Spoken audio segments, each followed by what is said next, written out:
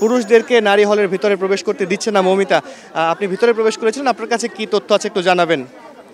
আমি যখন প্রথম বঙ্গমাতা হলে আসি তখন আসলে এখানে তেমন কোনো গণমাধ্যম কর্মী ছিল না।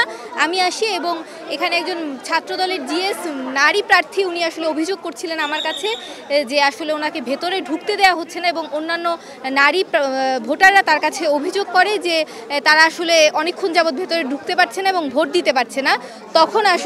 তখন আসলে আমি ভেতরে যাওয়ার চেষ্টা করি, তো আমাকে আসলে গেটে আটকে দেওয়া হয়। তারপর আমি যখন জানতে চাই যে কেন আটকে দেওয়া হচ্ছে, কেন আমরা ভেতরে ঢুকতে পারছি না, তখন কিন্তু আসলে তারা আমাদেরকে নানা অজুহাত দিতে শুরু করে এবং নজরুল নামে একজন বিশ্ববিদ্যালয়ের শিক্ষক এখানে আসেন।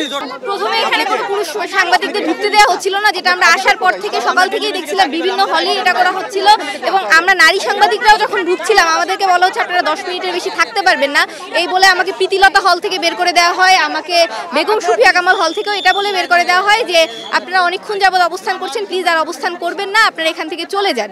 এটা বলার পরে আমরা যখন ফজিলাতুন্নেছা মুজিব হলে বঙ্গমাতাতে আসি তখন গেটে আমাদের আটকে দেওয়া হয়।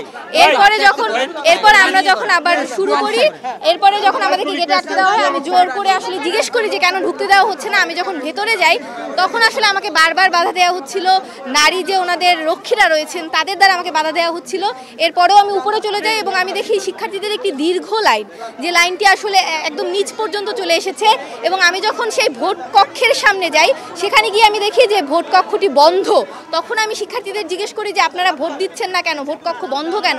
তখন ওনারা আমাকে বলে যে আমরা 1.5 ঘন্টা যাবত এখানে দীর্ঘক্ষণ লাইন ধরে দাঁড়িয়ে আছি এবং আমাদেরকে ভেতরে ঢুকতে দেওয়া হচ্ছে না, প্রশাসন থেকে আমাদেরকে বলাও হচ্ছে না কেন আমরা ঢুকতে পারছি না।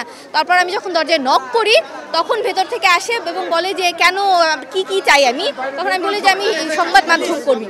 তখন তারা আমাকে ঢুকতে দেয়, এক প্রকার আমি জোর করেই ভেতরে ঢুকি এবং আমি আসলে দেখতে যাচ্ছিলাম ভেতরে কি হচ্ছে, কেন আসলে ঢুকতে দেওয়া হচ্ছিল না। তখন তারা আমাকে বিভিন্ন অজুহাত দিতে থাকে এবং ওই মুহূর্তে আসলে ছাত্রদলের ভিপি এবং জিএস প্রার্থী তারা ভেতরে ঢুকে যায়।